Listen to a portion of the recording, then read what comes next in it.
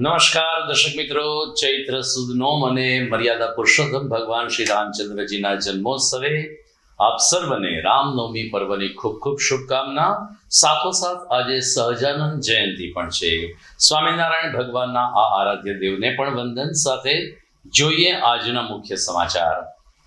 મર્યાદા પુરુષોત્તમ ભગવાન શ્રી રામના જન્મોત્સવની ધર્મનગરમાં ભાવમય ઉજવણી.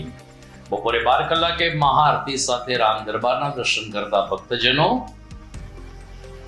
રામનવમી નિમિત્તે શહેરના માર્ગો ઉપર રામ લક્ષ્મણ જાનકીનું પરિભ્રમણ.